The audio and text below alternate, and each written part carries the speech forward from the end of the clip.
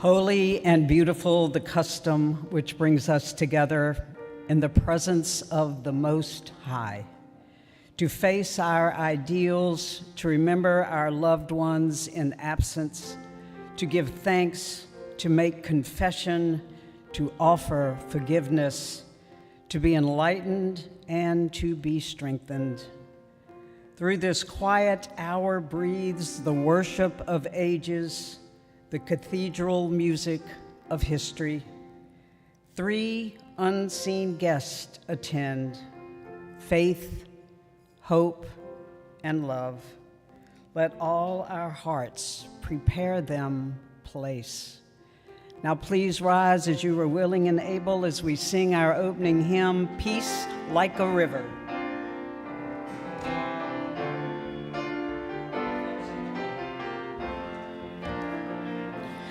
I've got peace like a river, I've got peace like a river, I've got peace like a river in my soul. I've got peace like a river, I've got peace like a river, I've got peace like a river in my soul. I've got joy like a fountain, I've got joy like a fountain, I've got joy like a fountain in my soul. I've got joy like a fountain, I've got joy like a fountain, I've got joy like a fountain in my soul. I've got love like an ocean, I've got love like an ocean, I've got love like an ocean in my soul. I've got love like an ocean, I've got love like an ocean, I've got love like an ocean in my soul. I've got life like an arrow, I've got pain like an arrow, I've got peace like an arrow in my soul. I've got pain like an arrow, I've got pain like an arrow, I've got pain like an arrow in my soul. I've got strength like a mountain, I've got strength like a mountain, I've got strength like a mountain in my soul. I've got pain like a mountain, I've got strength like a mountain, I've got strength like a mountain in my soul.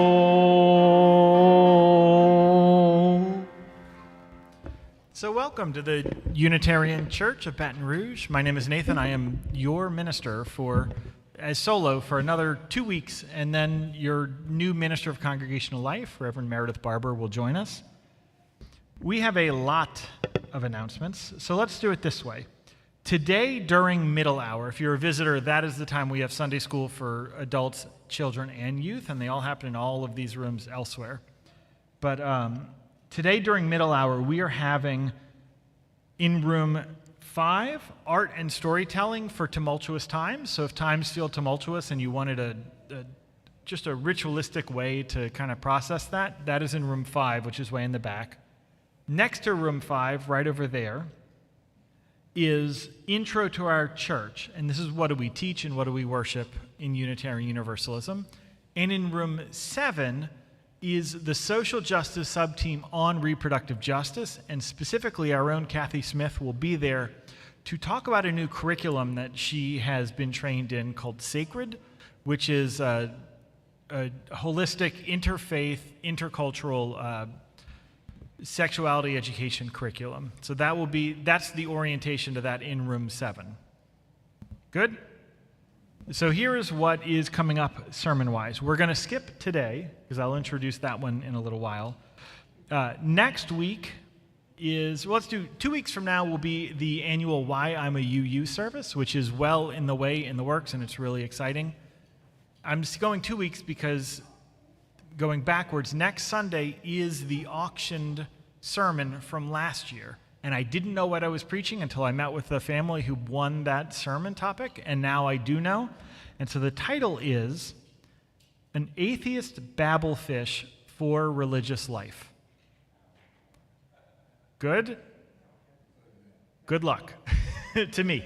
That is next Sunday. You need a little closer? The title, An Atheist's Babblefish for Religious Life. Babblefish is it's a reference to a book. You'll have to wait till next week to find out. But we do the auction sermon close to the auction as a way to promote it. So do we have a member of the auction team here to come? Deshara, you who told me earlier you would be here to introduce the auction, would you talk about it? Good morning. Okay, I have a little call and response announcement to wake us up a little bit, okay? So listen closely. Do you have a burning desire to help out a good cause while having the time of your life?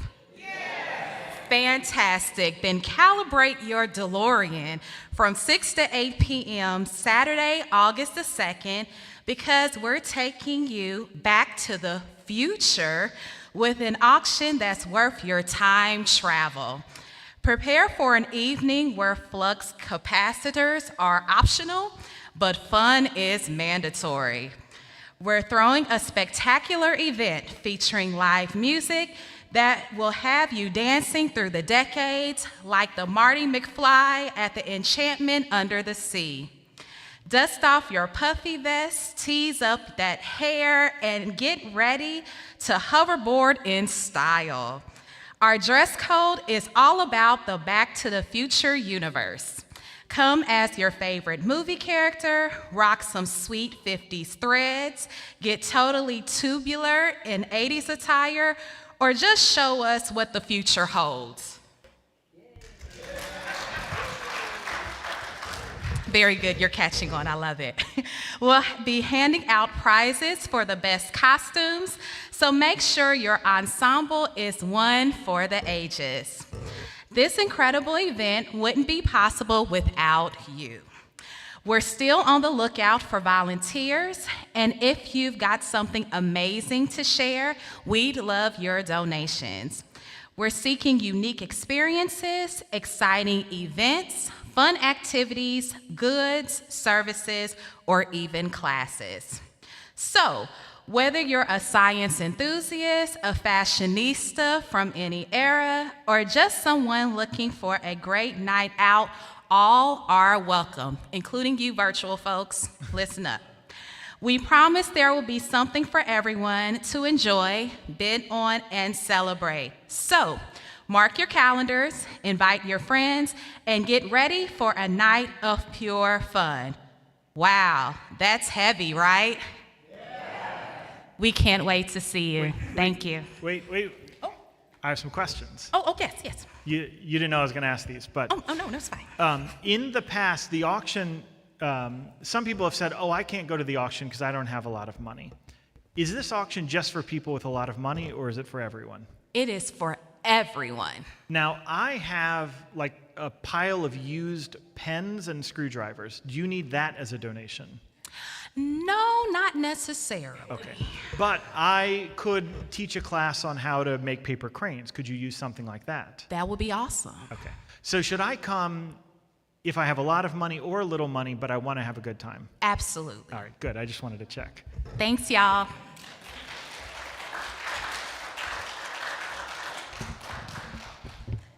The other things for you to know, October 4th is our second annual Queer Fete. If you would like to buy tickets, we have those available for sale after the service. And this Sunday is a member of our preacher pack. Nancy, when did you join the church? Do you remember? Probably 2008. So almost 20 years member of this church. She's a member of the board. She's been active in social justice and Sierra Club. She recently retired, and we are very, very honored and pleased to welcome her today.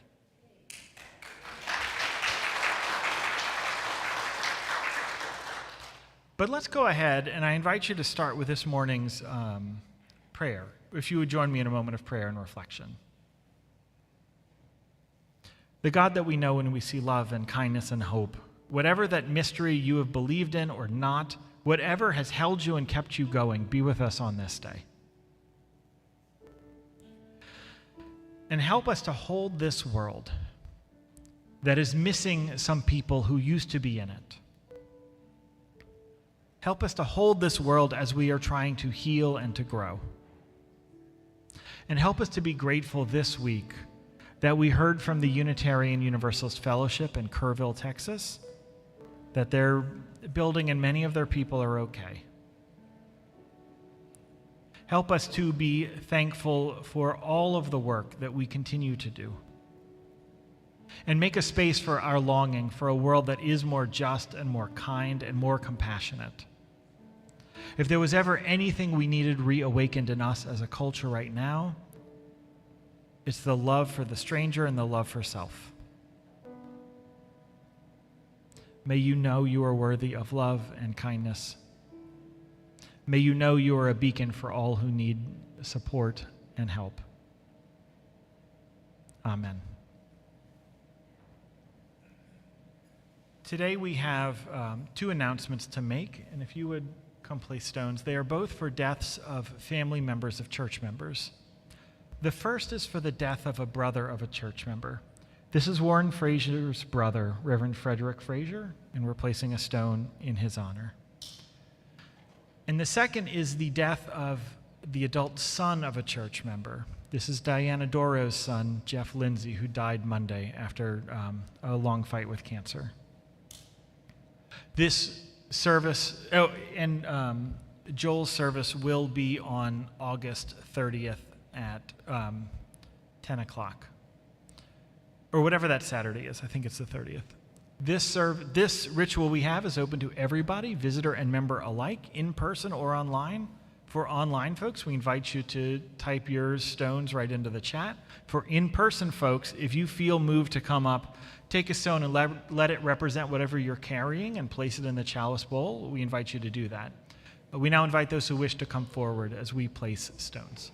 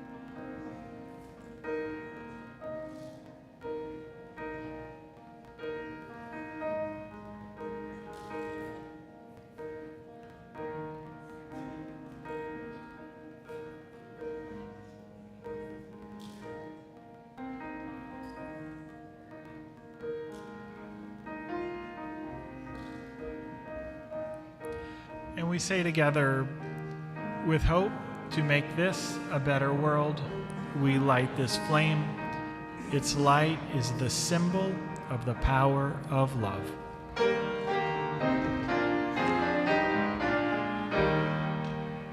From all all that dwell below the skies. Let songs of hope and faith arise. Let peace, goodwill on earth be sung, through every land, by every tongue. The book of Job, chapter 1, verses 6 through 20. One day the angels came to present themselves before the Lord, and Satan also came with them. The Lord said to Satan, "Where have you come from?" Satan answered the Lord, "From roaming throughout the earth, going back and forth on it." Then the Lord said to Satan, "Have you considered my servant Job? There is no one on earth like him. He is blameless and upright, a man who fears God and shuns evil." "Does Job feel God for nothing?" Satan replied. "Have you not put a hedge around him and his household and everything he has? You have blessed the work of his hands, so that his flocks and herds are spread throughout the land. But now stretch out your hand and strike everything he has, and he will surely curse you to your face." The Lord said to Satan, "Very well then. Everything he has is in your power, but on the man himself do not lay a finger." Then Satan went out from the presence of the Lord. I promise we get back to that after the offering. For part of the preacher pack, we ask the members who went through the class to pick some sort of religious story that they've always struggled with. And so that's where that came from today. For today's offering, actually, we had so many announcements, I put some in the offering just as a little trick. So what I would like for you to know, this Wednesday, there is a fire pit. If you decided it's not hot enough and you needed some fire, Wednesday at 6, but what they're going to do is, if it is too hot or raining, they'll just sit inside and talk and have snacks. So it's just a time to get together. Fire may or may not be a part of it. And also I wanted you to know, and if you want to be in the gospel choir, can they still come? Yes! Oh, yes! If you would like to be a part of the gospel choir, Cynthia, since you shouted, would you wave at everyone? Come talk to her, and you can still be a part of that. The gospel service is the first Sunday in August. And there's still time if you want. It's rehearsals every Wednesday, right? And Saturday. No. Saturday after next. Okay, you talk to Cynthia. There's no rehearsal this Saturday, but yeah, Saturday after next. The other thing for you to know is we have heard from you. And the strategic planning team has listened to your feedback and is in a discernment process. And they are actually going to have a retreat this weekend. And then at some point, once they have synthesized your visions for this church, they're going to present to you a draft plan of the strategic plan. It's not going to be ready to go yet. It's going to be a plan to present to you so that you can give your feedback on the plan that they thought they heard you say you wanted. Does that make sense? So this is just step 2 of 3. All right. This offering that we give, every month we share with an organization. This month we are sharing it with the Gardeer Initiative. I wanted to also say, Connor, would you wave at everyone? Connor is also part of a group that is going to be fundraising for the Gardeer Initiative. So if you want to hear about how you can help him, and 2 ways to give, but the way to give today is if you online do whatever the weird magic internet stuff is to give, and in person you can either do the weird magic internet stuff or put money into the bursar as it comes by. But half of whatever we give goes to the church and half goes to the Gardeer Initiative. I will ask you to give very generously as this morning's offering is gratefully given and received.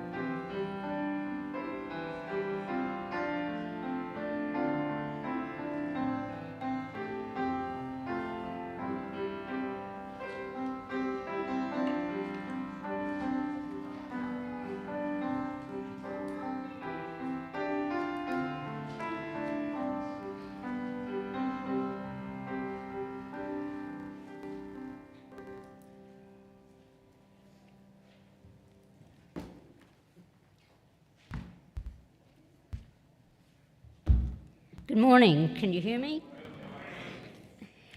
Of all the stories in the Hebrew Bible, I found the book of Job the most troubling. My first exposure to the book of Job came during catechism class at a Cornet Word School, Catholic grade school in New Orleans. Most of my teachers were nuns from the Order of the Mary Knights of the Holy Cross. Contrary to popular belief, these nuns who taught me were kind, enjoyed laughing, except for one nun. I'll just leave it at that. After exploring the Hebrew Bible, the nuns also guided us through the Christian Bible. In the Christian Bible, I discovered new radical principles that became sort of a moral compass for me. But I could never quite forget the issues that I had with the book of Job. Why would God allow Satan to inflict such suffering upon one of his most loyal servants, and all because of a taunt by Satan? Why didn't God answer Job's prayers, have mercy on him, and end his suffering sooner? To what extent does God control our destinies? And finally, what purpose does prayer serve, especially for those who may not believe that God controls what happens to them? I found answers to two of these questions by learning that the book of Job was written at a time when the Judeans had been banished from Jerusalem by the Babylonians. Because the Bible taught that righteousness is rewarded and evil is punished, the Judeans kept wondering what sins had they committed. In response to their misery and confusion, the book of Job introduced a new concept that even the faithful can experience immense suffering. The first reading today ended with God permitting Satan to bring suffering upon Job. And Satan wasted no time. He first caused a neighboring tribe to steal all of his livestock, then kill all of his servants. And worst of all, Satan created a strong wind that blew the house down where his children were feasting. All of them were killed. Job, however, continued to worship God, and this devotion infuriated Satan. Determined to win his bet, Satan asked God for permission to strike Job's flesh and bones. Surely, Satan told God, Job would curse the day that he was born. God accepted this second challenge, and Satan caused Job to be covered with oozing, painful sores from the bottom of his soles to the top of his head. Nevertheless, Job continued to praise God, even when his three friends began to doubt his innocence and suggested that surely Job must have sinned. Eventually, Job's suffering became unbearable. It is then that he cried out to God about the days of suffering that gripped him, about the nights that pierced his bones, and how his gnawing pain never rested. Yet God refused to answer his cries. When God finally appeared to Job, he offered no explanation or consolation to Job. Instead, he reminded Job of his vast superiority over mankind by proclaiming, "Where were you when I laid the foundation of the earth? Tell me if you have understanding." I don't know about you, but this was not the response I expected from God. If God failed to answer Job's prayers, what then is the purpose of prayer? The nun's answer was that we should accept our misfortunes, continue to praise God, and remember Job's patience. For a while, I accepted this answer.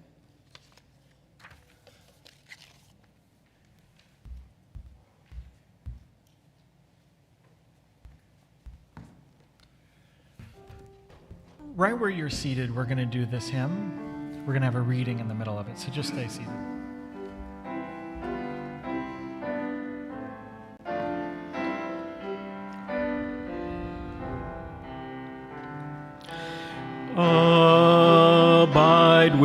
with me. Fast falls the eventide. The darkness deepens, still with me abide.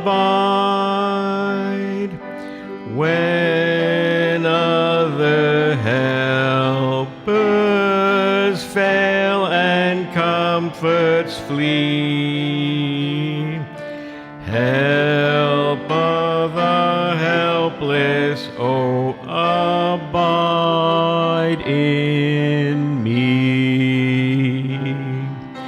Swift to its close ebbs out life's little day. Earth's joys grow dim, its glories pass away. Change and decay in all around I see. O thou who changes not, abide in me. Prayer invites God to be present in our spirits and in our lives. Prayer cannot bring water to a parched land, nor mend a broken bridge, nor rebuild a ruined city. But prayer can water an arid soul, mend a broken heart, and rebuild a weakened will.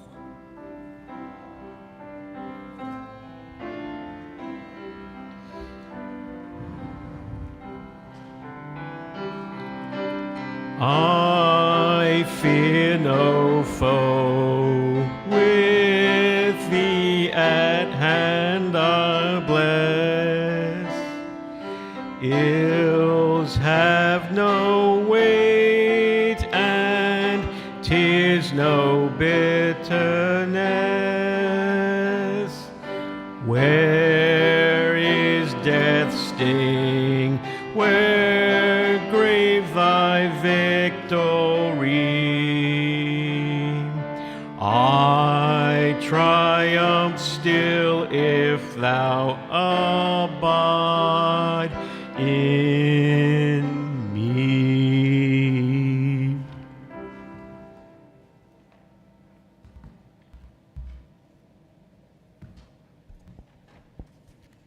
Can you hear me? The book of Job shows very clearly the control that God had over Job's life.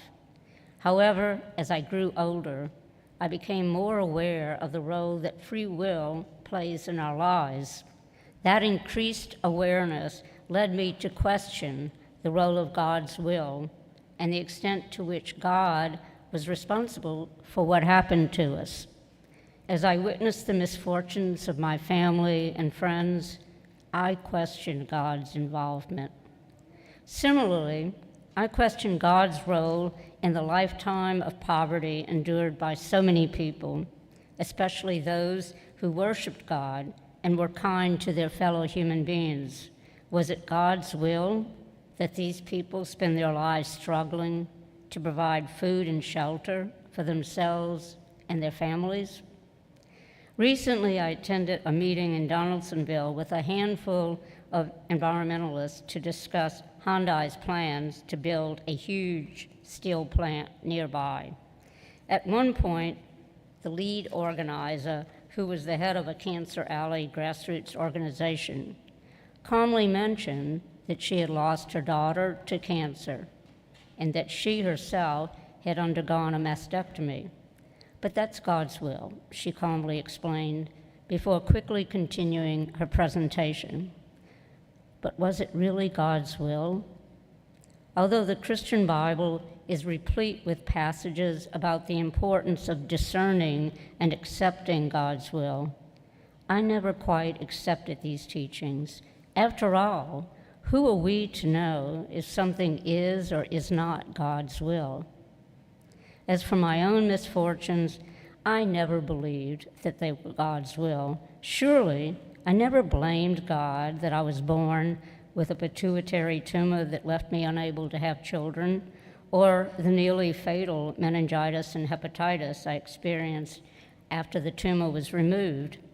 I never blamed God for losing a job, nor did I blame God for my husband's 2023 cancer diagnosis.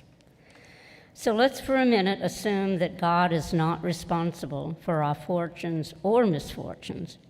If so, what purpose does prayer serve? As a child being raised in the Catholic religion by devout Catholic parents, I did a lot of praying. You must remember that Catholics pray to God, Jesus, Mary, and Joseph, and all the saints. My father said his prayers every night, and my mother had portraits of Jesus, Mary, and Joseph in the bedroom.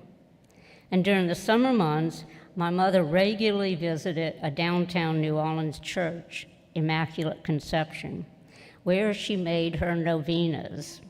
Sometimes she brought me with her.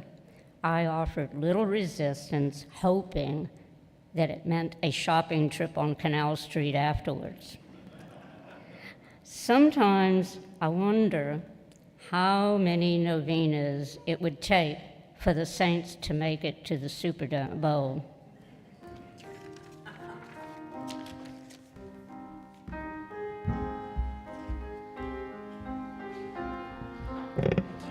Right where you're seated, let's do this next hymn.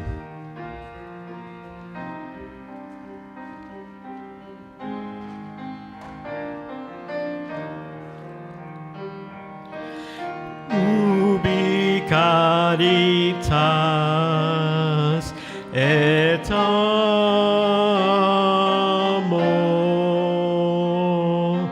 ubi caritas Deus ibi est, ubi caritas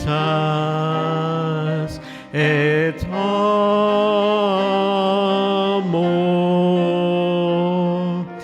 ubi caritas Deus ibi est, ubi caritas et amor,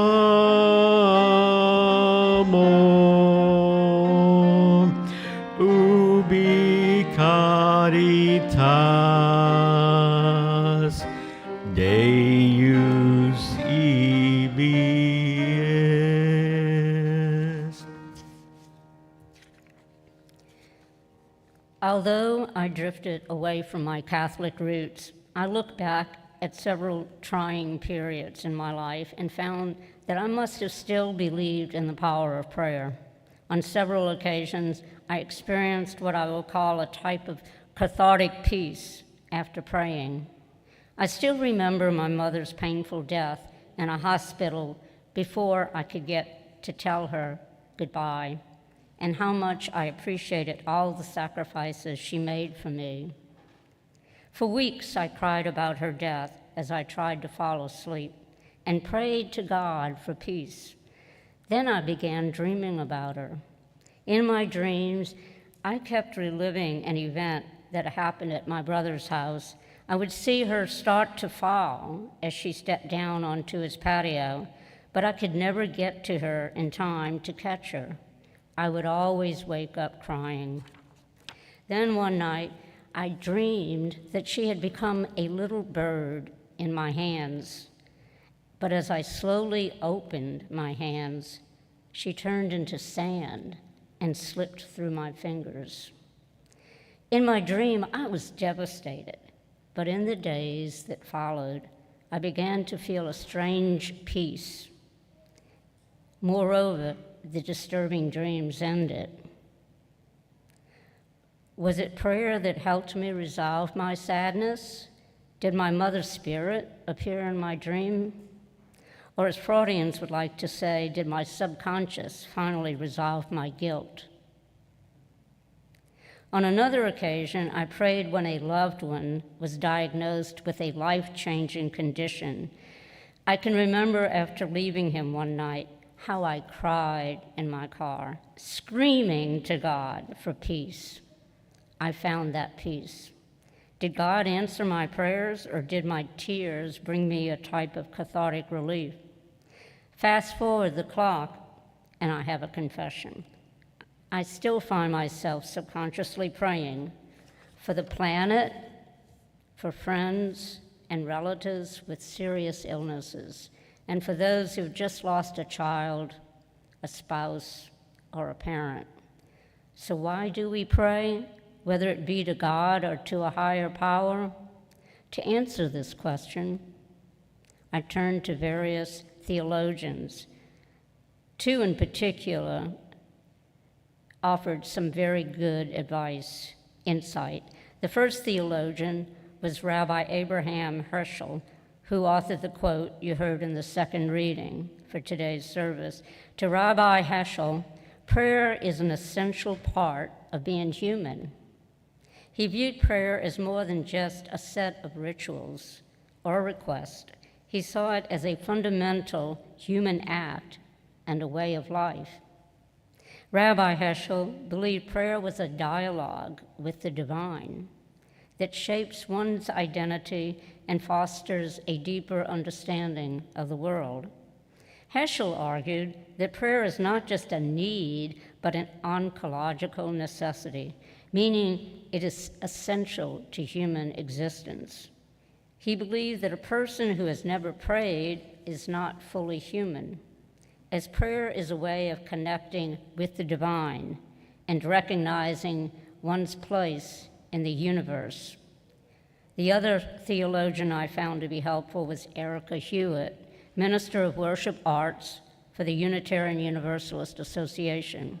Hewitt offers her view of prayer in the next reading. She considers prayer as a way to rest in a power greater than ourselves, a power that is magnified when one is in a community.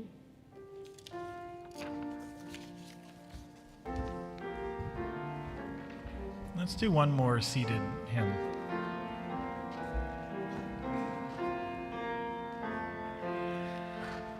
Voice still and small, deep inside all, I hear you call, singing. In dark and rain, sorrow and pain, still you remain, singing. Calming my fears, quenching my tears, through all the years, singing.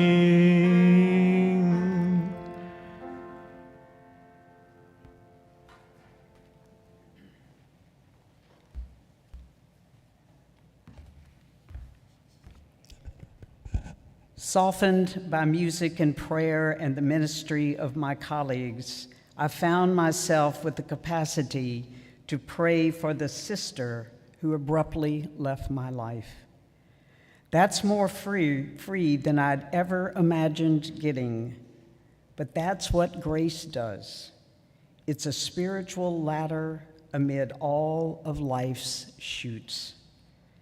Ministers like to say that we go to church because others are in need of us. We're a people of relationship and promise, trust and accountability, and it's why you can't be a you in isolation.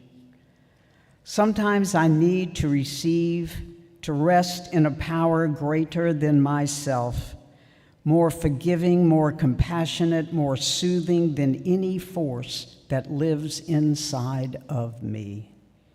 What a wondrous gift that we both summon and create that power in community, lifting one another into wholeness through giving and receiving.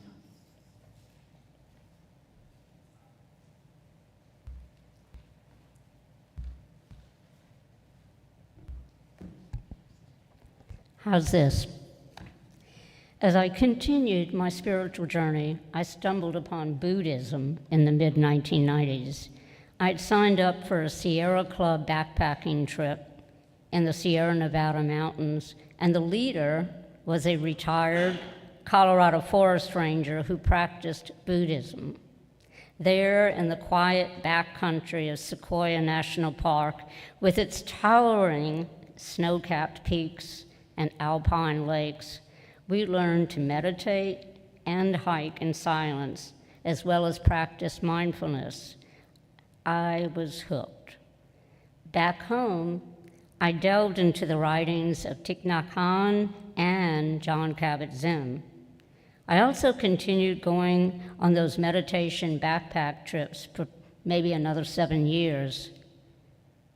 And it was a search for this Buddhist community in Baton Rouge that led me to this church. At that time, a small group met once a week at the church to meditate. Eventually, I became a member of the church, experiencing the strong community of this congregation. It was this sense of community that kept me coming back. So what does any of this have to do with the book of Job, God's will, and prayer? First, as Rabbi Heschel explained, you need not believe that God controls events in your life for you to appreciate the transformative nature of prayer.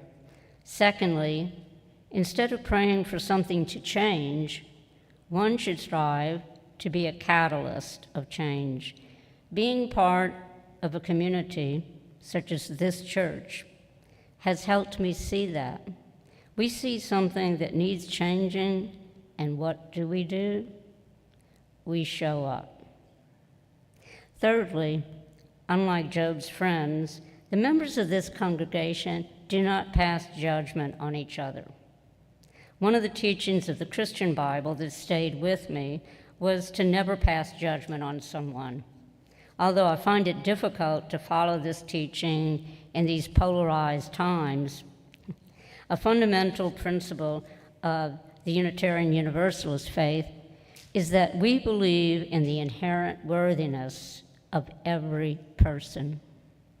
Regularly attending the services here offers me the opportunity to practice that principle.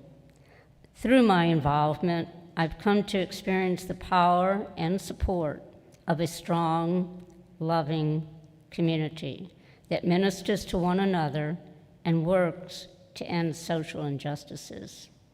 I've also come to realize that when I pray, I'm not really expecting that climate change will reverse itself or for loved ones facing death to suddenly be healed. Instead, I find that just the act of praying transforms me by filling me with hope and loving kindness. And I find that this feeling is intensified when we sit in silence and pray as a group. In the reading by Reverend Erica Hewitt that you just heard, she spoke of this ministry and the transformation that occurs through the ministry along with prayer. Through the ministry offered by her colleagues, softened by music and prayer, she was able to pray for someone who had hurt her. And as Reverend Hewitt described the transformation, that's what grace does. It's a spiritual ladder amid all of life's shoots.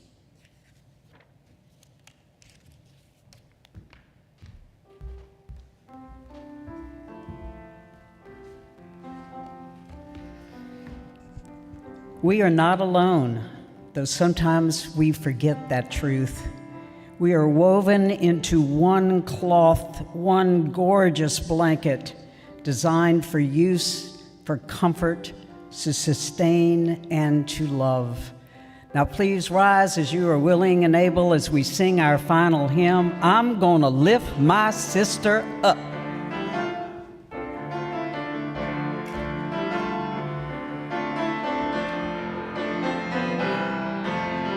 I'm gonna lift my sister up, she is not heavy. I'm gonna lift my sister up, she is not heavy. gonna lift my sister up. She is not heavy. If I don't lift her up, if I don't lift her up, if I don't lift her up, I will fall down. I'm gonna lift my neighbor up. He is not heavy. I'm gonna lift my neighbor up. He is not heavy. I'm gonna lift my neighbor up. He is not heavy. If I don't lift him up, if I don't lift him up, if I don't lift him up, I will fall down. I'm gonna lift my brother up. He is not heavy. I'm gonna lift my brother up. He is not heavy. I'm gonna lift my brother up. He is not heavy. If I don't lift him up, if I don't lift him up, if I don't lift him up, I will fall down. I'm gonna lift my people up. They are not heavy. I'm gonna lift my people up. They are not heavy. I'm gonna lift my people up. They are not heavy. If I don't lift them up, if I don't lift them up, if I don't lift them up, we will fall down.